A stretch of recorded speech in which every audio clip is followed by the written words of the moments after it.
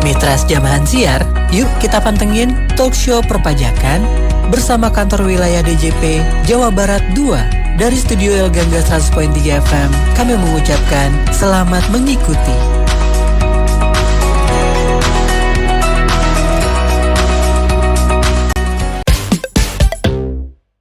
Balik lagi di Mudeng Mitra Sejamahan Siar. Hari ini Riris gak cuma berdua doang sama John Rood seperti barusan openingnya Mitra pas pembukaan. Riris hari ini bakal ngobrol-ngobrol bersama Direktorat Jenderal Pajak Jabar 2.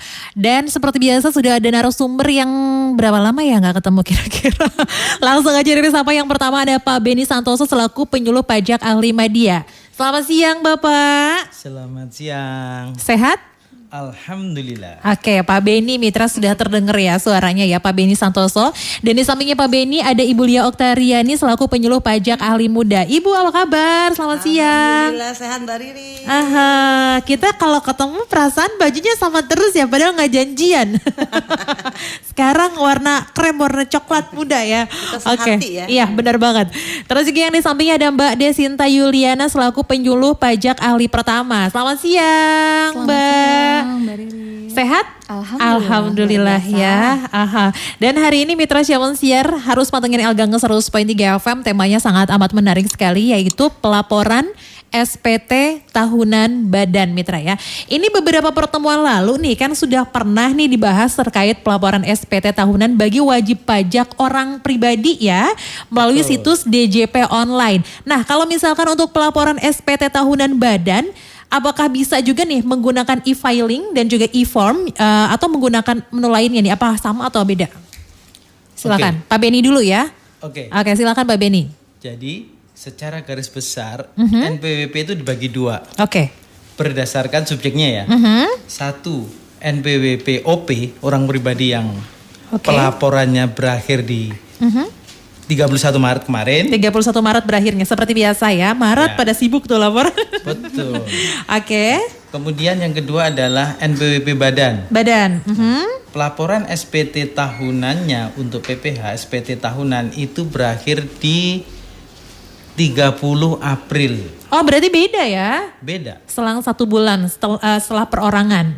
Betul. 30 April. Nah, jadi keduanya itu ada dua cara juga. Oh, dua cara juga. Betul.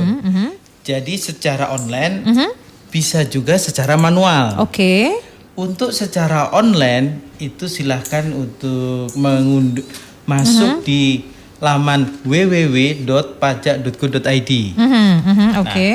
Untuk online itu juga ada dua cara. Oh, ada dua cara. Yang pertama tadi di www.pajak.go.id. Ya, keduanya, yang keduanya mengakses halaman yang sama, www.pajak.go.id. Ada dua cara untuk pelaporannya. Satu memakai e-filing, e-filing namanya. E-filing ya. Betul. Yang kedua e-form. Oh, pakai e-form ya. Nanti akan dijelaskan berikutnya ya. Jadi pelaporannya ada dua cara, online dan manual. Online itu ada dua cara juga, e-filing dan e-form.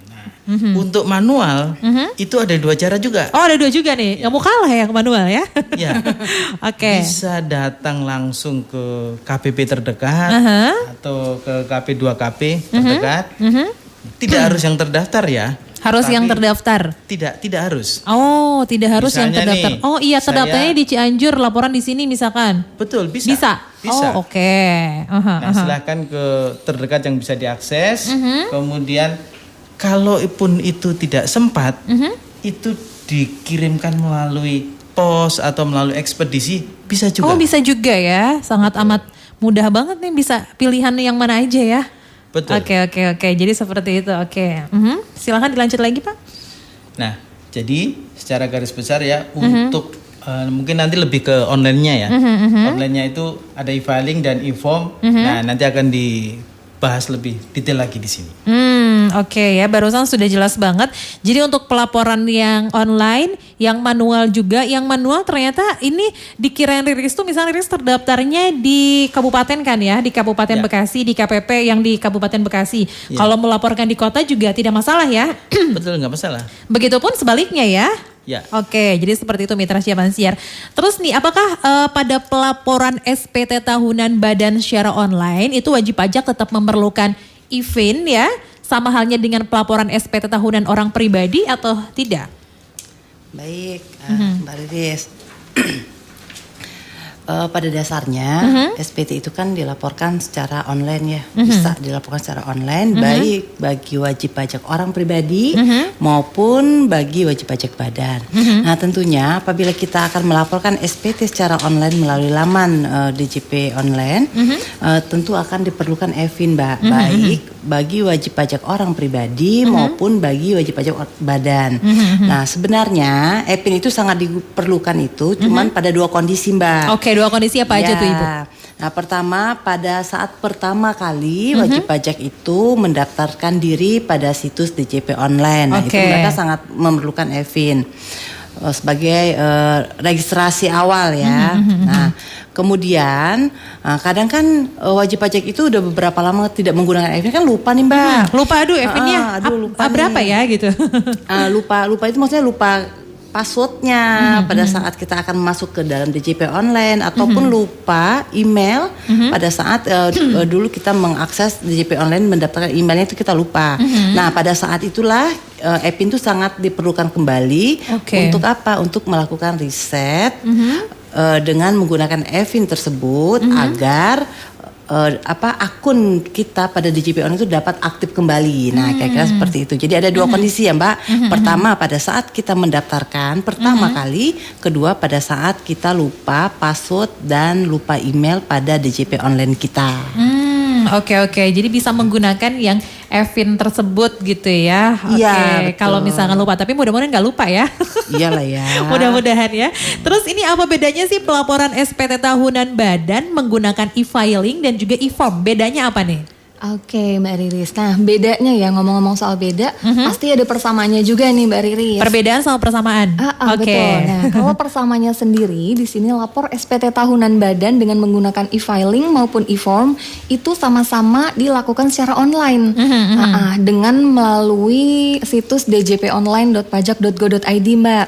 Nah kalau perbedaannya, kalau e-filing itu adalah cara penyampaian SPT tahunan, caranya itu dengan mengupload ISPT secara online dan real time, melalui internet. Nah, ISPT sendiri itu isinya adalah data SPT dari wajib pajak yang bentuknya adalah elektronik. Nah, di situ dibuat oleh wajib pajak dengan menggunakan aplikasi ISPT. Jadi sebelum melapor SPT tahunan, wajib pajak yang bersangkutan itu harus mengunduh terlebih dahulu nih. Ada aplikasi ISPT. Nah, baru nanti isi pelaporannya itu diisi di aplikasi ISPT, lalu nanti hasilnya bentuknya adalah filenya CSV. Nah, nanti kemudian itu diupload pada menu e-filing. Oh, jadi nanti diupload pas di menu e-filing ya? Betul. Oke. Jadi nanti hasil SPT tahunannya itu nanti tadi formatnya CSV ya. Jadi nanti tinggal buka DJP online, kemudian buka menu e-filing, lalu nanti ngupload CSV-nya tersebut.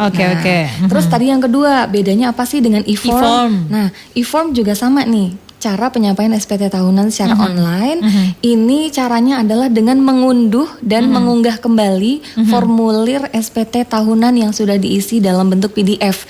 Jadi bentuknya itu adalah PDF Mbak. Ini salah PDF. Ini salah satu cara pelaporan SPT tahunan yang termasuk baru. Jadi untuk formulirnya sendiri ini berbentuk elektronik yang sama persis dengan formulir aslinya. Jadi kalau dulu itu wajib pajak masih bisa melakukan pelaporan SPT tahunan secara manual pakai formulir 1771 untuk badan. Iya benar, masih ingat banget ya 1771 ya. 1771 untuk badan. Itu sama persis, jadi lembar per lembarnya. Hanya saja ini dalam bentuk PDF. Dan tentunya lebih mudah, bisa dilakukan di mana saja, kapan saja. Tinggal ngisi berarti ya? Betul, tinggal ngisi aja. Dan format PDF ini sangat memudahkan Mbak, karena pada saat pengisian itu bisa disimpan terlebih dahulu, terus kemudian nanti besok mau ngisi lagi untuk dilanjutkan seperti itu.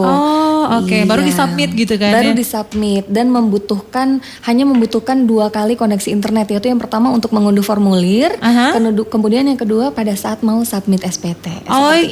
Misalnya gini ya, lagi nggak ada kerjaan gitu kan ya, ditulis diketik dulu gitu kan, di save, besokannya dilanjutkan lagi. Setelah semuanya sudah selesai dari atas sampai bawah dilihat lagi baru disubmit gitu ya. Betul banget. Jadi, paham sekali ya kalau sudah sambi-sambi nih Mbak. Aha, paham kan kalau misalnya sudah diomongin sama orang pajaknya langsung.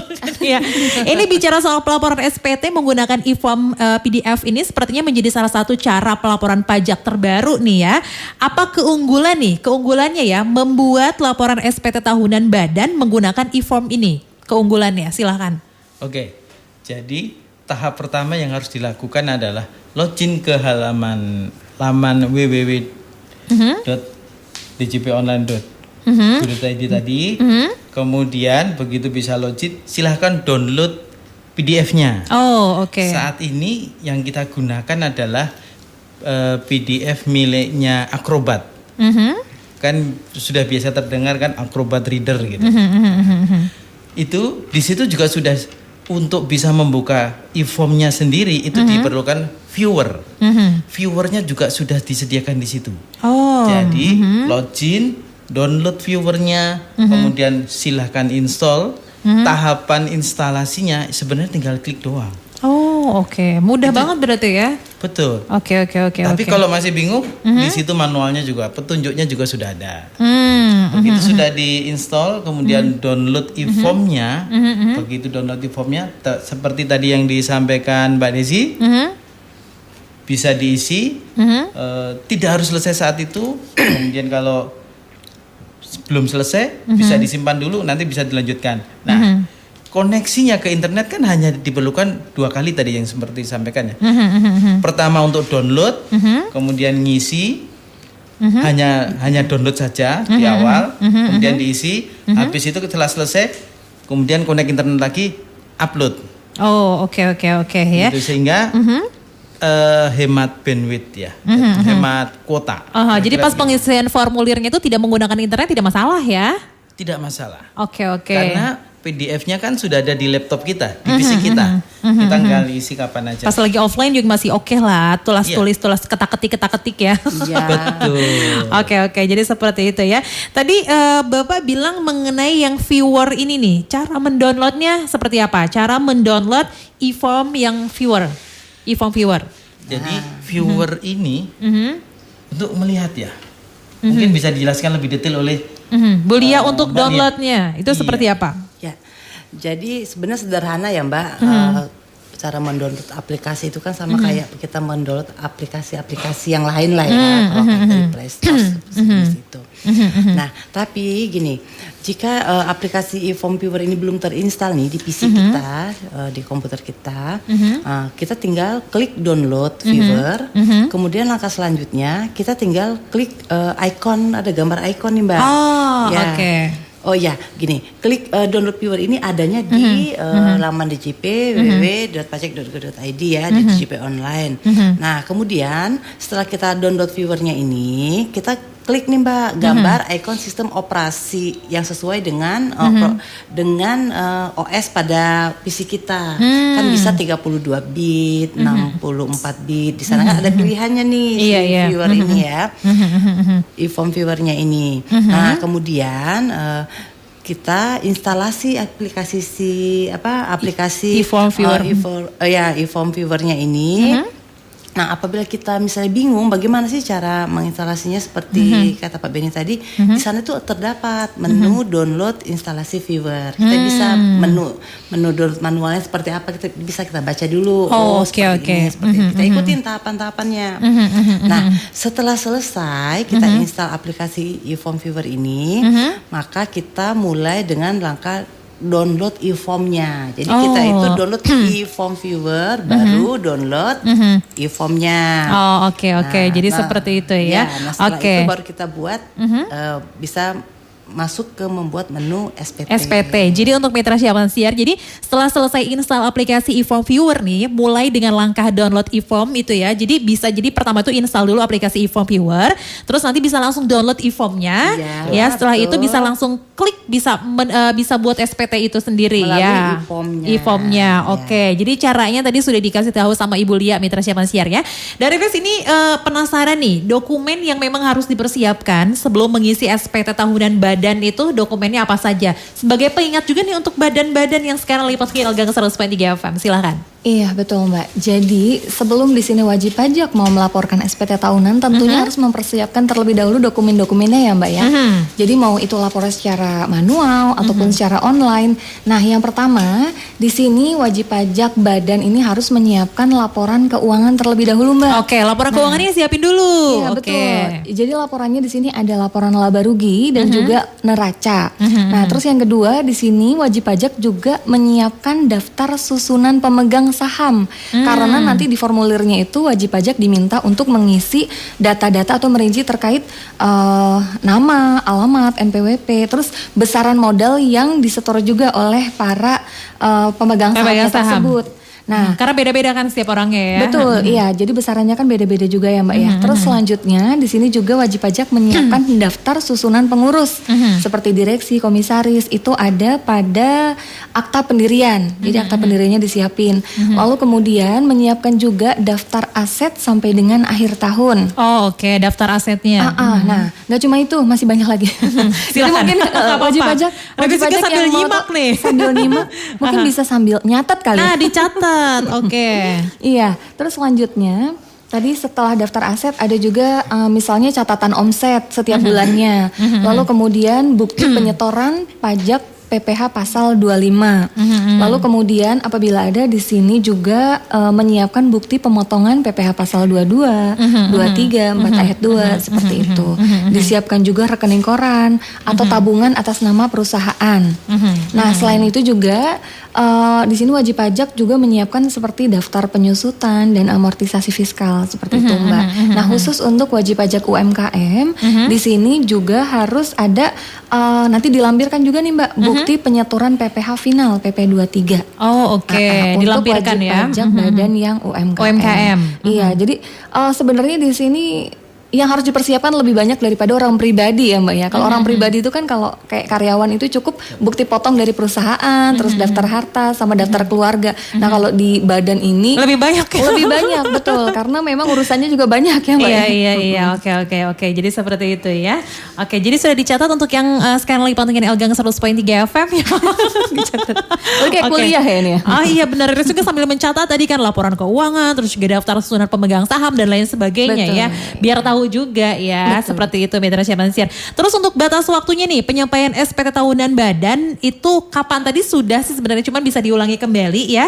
Apakah ada sanksi apabila tidak lapor pajak untuk badan? Silakan. Oke, jadi sebelumnya saya jelaskan dulu ya. Yang dimaksud 1 tahun pajak itu apa sih? 1 tahun 1 tahun pajak. pajak, oke silakan. 1 tahun pajak itu dimulai dari bulan Januari sampai dengan Desember. Jadi yang kita laporkan saat ini adalah kegiatan kita selama Januari sampai dengan Desember tahun 2021 kemarin. Oh ya, karena sekarang 2022 ya, oke. Jadi penghasilan selama Januari sampai dengan Desember 2021 itu dilaporkan di tahun berikutnya. Betul. Untuk SPT tahunan OP aturannya adalah 3 bulan setelah masa berakhirnya tahun pajak. Berarti makanya kenapa berakhir di 31 Maret untuk OP. Untuk badan 4 bulan setelah masa berakhirnya tahun pajak. Berarti tahun pajak 2021 berakhir di Desember. Itu pelaporannya adalah Januari, Februari, Maret, April 2022. Nah, bagaimana kalau terlambat? Bagaimana kalau setelah tanggal 30 April, apakah masih bisa Masih melapor? bisa? Masih bisa. Oh masih bisa? Tapi terlambat. Tapi terlambat. Karena terlambat, makanya ada sanksi. Nah, sanksi untuk tadi WPOP, orang pribadi, itu besarnya adalah 100.000. Oke. Kalau untuk badan, itu sanksinya adalah 1 juta. Sayang kan? Betul. Masih ada 8 hari loh. Sebentar lagi Lebaran. Untuk yang badan ya? Ya, untuk Kalau badan. perorangan kan sudah terlambat nih. Sudah terlambat. Sudah lewat ya. Sudah lewat. Oke. Oleh karena itu silakan dimanfaatkan sebaik-baiknya waktu 8 hari ini sebelum mudik Lebaran, selesaikan dulu SPT. Oke. Laporan SPT tahunan badan supaya tidak kena denda sebesar 1 juta. Kalau telat sehari juga sama ya Pak ya? Sama. Sama ya, mau telat sehari 2 hari. Jadi sebelum nih, April nih akhir nih. Sebelumnya sekarang masih tanggal 22 April, jadi manfaatkan sebaik-baiknya. Bisa langsung. Sebenarnya ini tadi pas Riris simak Pak Beni, ini kan pelaporannya 2021 dari Januari sampai Desember. Pas udah tutup buku istilahnya awal Januari itu udah mulai persiapan kan. Itu dikasih waktu 4 bulan loh, lama ya. Iya. Kita berharapnya itu para wajib pajak itu bisa lapor di Januari atau Februari sehingga tidak menumpuk di Maret atau April. Tetapi masyarakat kita itu kan kebiasaannya di end. Oh, ntar aja gitu. Makanya pada masa akhir itu biasanya load di servernya melonjak tinggi sehingga agak lelet. Oke Pak Beni, sebelum Riris ke pertanyaan berikutnya, ini Riris penasaran Riris aja ini ya bertanya. Ini kan ada sanksinya untuk perorangan sama yang badan. Untuk selama ini dari pajak sendiri menjalankan gak sih untuk denda-denda untuk yang pajak perorangan ataupun badan, itu caranya seperti apa sih untuk tadi kan denda untuk badan 1 juta, itu badan dulu deh. Untuk badan seperti apa? Jadi begitu tuh kan nanti pasti terlambat, ada yang telat nih. Ya, selalu ada yang terlambat. Begitu terlambat kan di Direktorat Jenderal Pajak di setiap KPP itu sudah ada namanya AR, Account Representative. AR ya? Ya, itu adalah petugas yang ditunjuk untuk memantau hak dan kewajiban wajib pajak per wilayah. Misalnya saya menghandle satu kecamatan, jadi langsung muncul di dashboard komputer saya itu. Yang terlambat adalah si A, si B, si C. Si F sudah nggak terlambat. Oh iya. Berarti si A, B, si B, si C tadi langsung kita tinggal klik aja keluar surat untuk penagihan denda itu. Dan kita kirimkan ke wajib pajak. Ke alamat yang memang tertera di situ gitu kan ya. Jadi dikirimkan. Kalau misalkan ketika surat ke Riris masih penasaran nggak apa-apa ya. Si surat itu sudah ke badan, ke perusahaan misalkan ya, atau juga ke perorangan, tapi memang udahlah biarin gitu kan ya. Apa memang didatangi langsung sama petugas yang pajak ya, atau memang dapat peringatan lagi atau seperti apa? Ya, nanti di situ ada tahapannya. Nah, kita sarankan sebaiknya jangan sampai ke sana deh. Jangan sampai ya. Jadi pas sudah dapat surat cinta udah langsung deh. Gitu. Langsung beresin. Gitu. Langsung diberesin Mitra. Riris bertanya-tanya kalau misalnya seperti itu seperti apa yang harus kita lakukan. Berarti emang ada surat terlebih dahulu ya. Oke. Baik, ke pertanyaan berikutnya nih Mitra Siaman Siar. Ini bagaimana sih cara melaporkan SPT tahunan bagi wajib pajak badan yang melalui SPT ini? SPT. Ya, jadi Mbak Riris, saya nambahin dikit tuh apa yang tadi ya, yang pertanyaan Mbak Riris. Jadi surat tagihannya itu namanya surat tagihan pajak, Mbak. Bukan STP. Surat cinta ya? Iya. Surat tagihan pajak, Ya, itulah salah satu media yang digunakan wajib pajak untuk membayar denda apabila terjadi keterlambatan tadi, namanya STP. Jadi bayarnya bisa langsung mendatangi kantor pajak terdekat gitu? Oh, kalau bayar Mbak, pembayarannya? Kita akan bayar itu melalui tempat pembayaran. Bisa melalui bank. Yang memang sudah ditunjuk ya?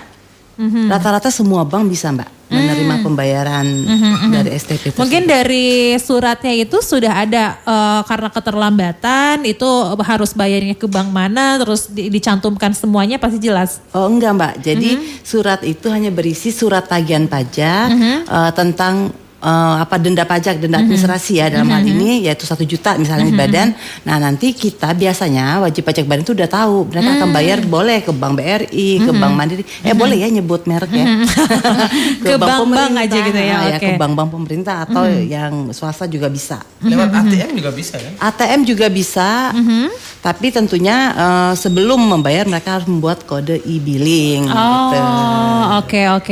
Jadi seperti itu ya. Oke. Silakan Ibu bisa lanjut. Ya, sekarang ini ya tadi tentang bagaimana cara melaporkan SPT bagi, tahunan bagi wajib pajak badan melalui ISPT ya Mbak. Nah caranya tentunya tetap harus mengunduh softwarenya. Ini maaf suara saya rada-rada gimana gitu ya. Nggak apa-apa ya. Serak-serak gimana gitu. Serak-serak gimana gitu. Oke silakan Bu. Tentu melalui software ISPT kita harus unduh dulu. Nah bila software ISPT tersebut kita akan unduhnya melalui Direktorat Jenderal Pajak, maka kita dalam mengunduh itu ada 3 langkah ya yang harus kita lakukan. Langkah pertama adalah instalasi ISPT tahunan PPh Badan. Nah itu bisa dari tadi ya melalui online, melalui situs pajak .go.id atau apabila kita kesulitan mengunduh di situs online tersebut, wajib pajak bisa Mbak datang ke KPP Pratama atau ke KPP tempat wajib pajak terdaftar bisa ke sana. Nah, atau ke KPP tempat wajib pajak terdekat dari lokasi tempat wajib pajak tersebut bisa juga. Kemudian langkah berikutnya adalah menggandakan database dari aplikasi yang kita unduh, dari aplikasi ISPT tadi. Nah, kemudian setelah aplikasi ISPT Badan sudah berhasil kita install ini ya Mbak, nah kita cara menggandakan database-nya kita tinggal klik menu start aja, di sana ada menu start. Nah, dengan nama ISPT PPH Tahunan Badan Rupiah. Oke. Jadi tahunan badan itu ada juga yang dolar Mbak, untuk perusahaan-perusahaan tertentu. Nggak cuma rupiah ya? Ya, mereka atas persetujuan DJP juga tentunya bisa menggunakan SPT tahunan badan dalam bentuk dolar. Nah, yang kalau sekarang kita pakai yang rupiah ya umumnya. Nah, kemudian setelah kita jalankan start itu, setelah terinstall, kita akan menemukan 6 jenis isian database di sana di aplikasi itu. Nah, kemudian terdapat template database yang kosong Mbak di sana. Nah, itu bisa kita gandakan foldernya itu.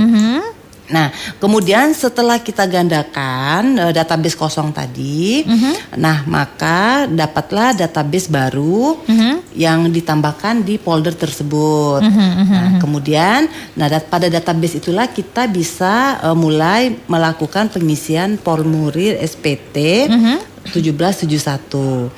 Nah, seperti yang dikatakan Mbak Desi tadi nih, kan sebelum mengisi formulir 1771, kita kan harus menyiapkan dulu nih bahan-bahannya ya. Bahan-bahannya, nah itu dia. Ya. Bahan-bahannya apa saja nih Bu? Bahan-bahannya, lampiran-lampirannya gitu ya. Dilampirkan. Nah, kita lampirkan. Karena apa? Karena agar pada saat kita mengisi SPT itu lebih gampang. Jadi jangan sampai pas ngisi, di mana ya akte ini? Di mana ya laporan keuangannya? Nah, karena dasar dari lampiran-lampiran itulah untuk kita mengisi SPT tahunan badan ini. Yang pertama nih, kita isi profil wajib pajak. Nah, profilnya itu nama wajib pajak, NPWP, ini antara lain ya, alamat, klasifikasi lapangan usaha, tahun pajak. Nah, itu semuanya kita isi tuh di profil wajib pajak. Kemudian kita akan membuat SPT itu sendiri. Kita akan isi. Nah, kemudian kita akan isikan apa di sana? Kita akan isikan laporan keuangan berupa rugi laba.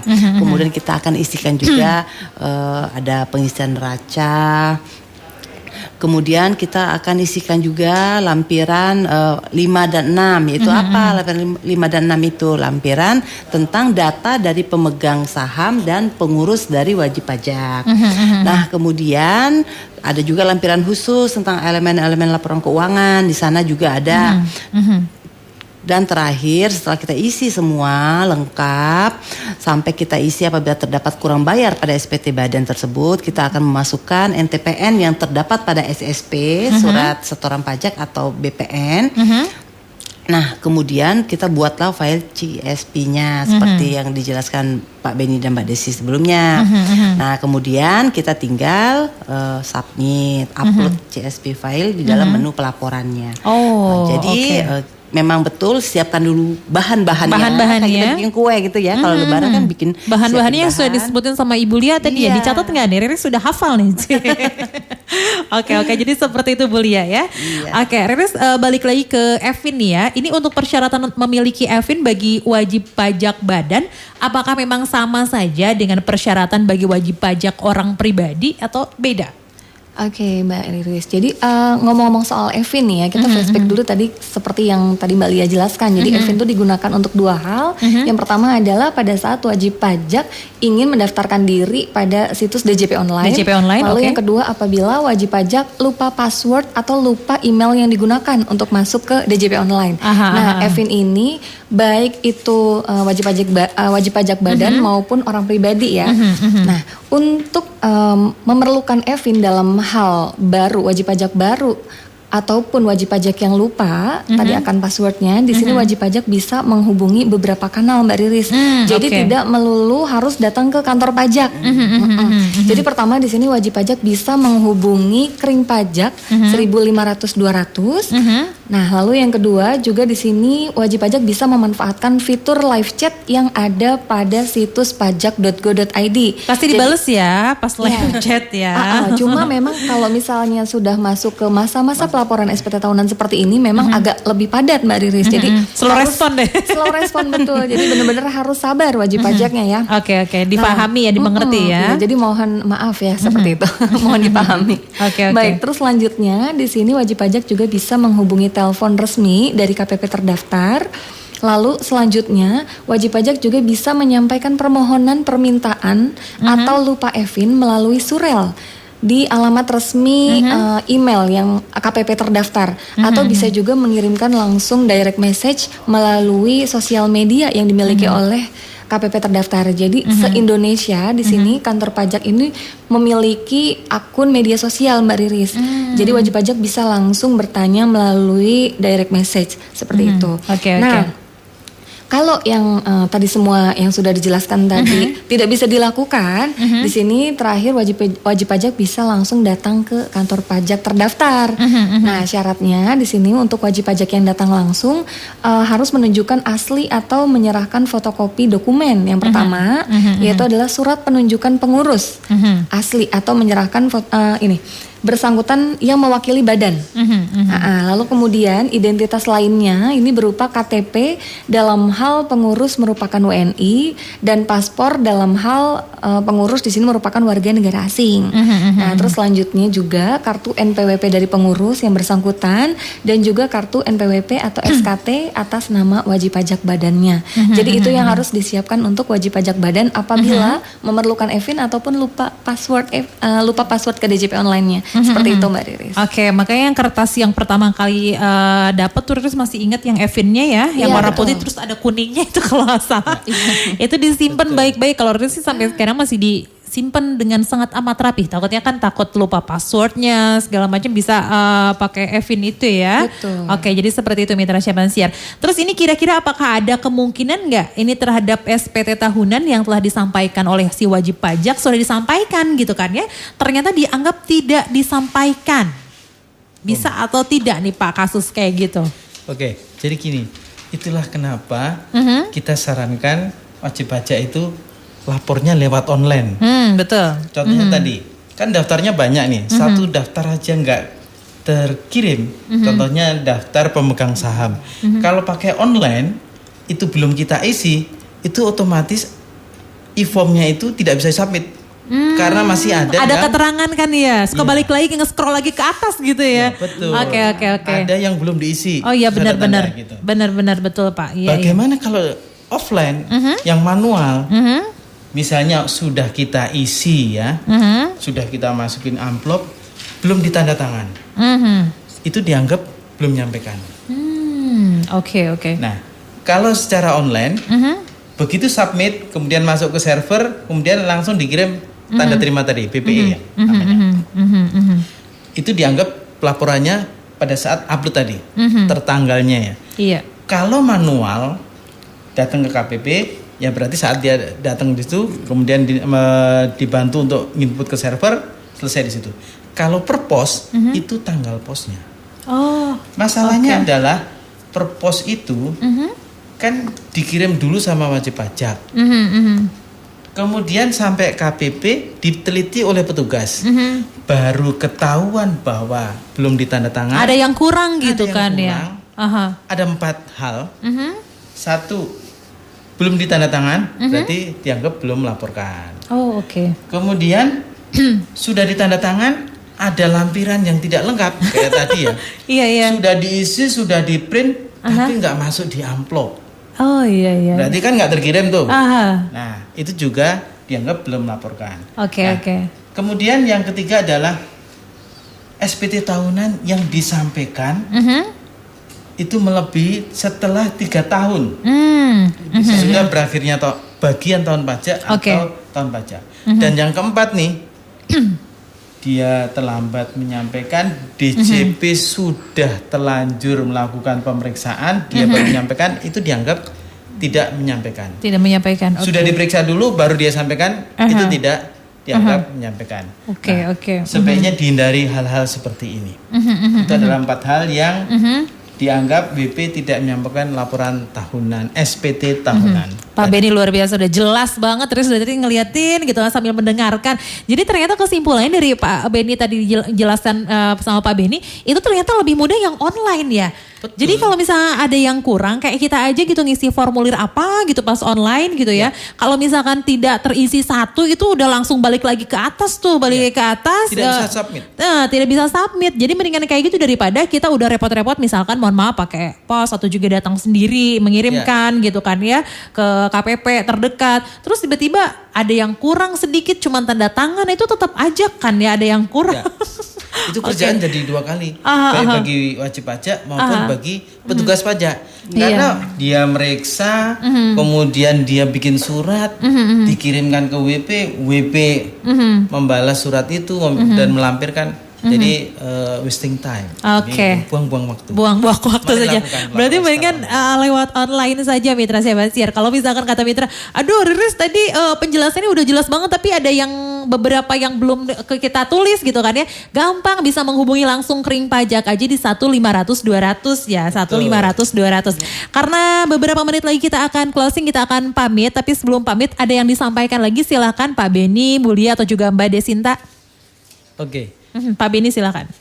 Oke Mitra Gangga. Jadi hari ini adalah tanggal 22 April. Nah, masih ada 8 hari lagi. 8 hari lagi nih sebelum berakhir ya. Sebelum berakhir tanggal 30 April. Pas banget dengan acara mudik, lebaran. Nah, kalau nanti dikerjakannya setelah mudik, Setelah lebaran. terlambat. Udah kena denda 1 juta nih badan nih. Lumayan ya. Lumayan banget loh. ya.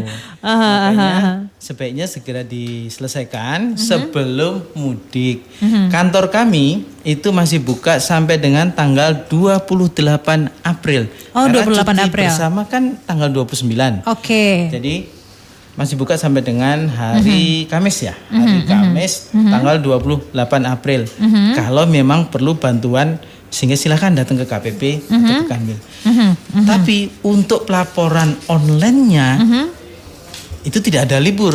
Oh, berarti sampai tanggal 30. Tanggal 30 jam 23.59. Mau ke 24 ya, mau kosong. Ya, kalau udah kosong-kosong terlambat. Ya kan sudah masuk ke tanggal 1 Mei. Tanggal 1 Mei ya.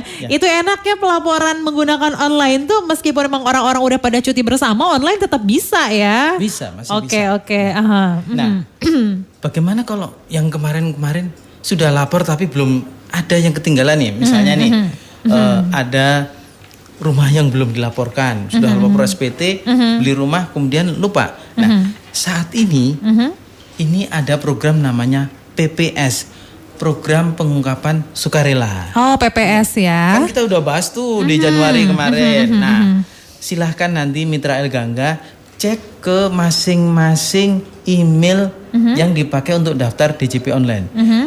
Jadi Mbak Riri, DJP itu kan menerima data dari banyak instansi.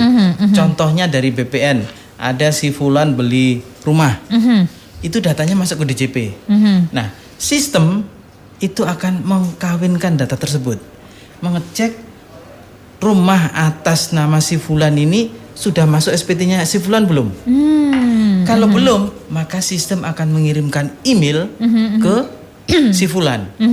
Hai saudara si Fulan, ada aset rumah atas nama Anda.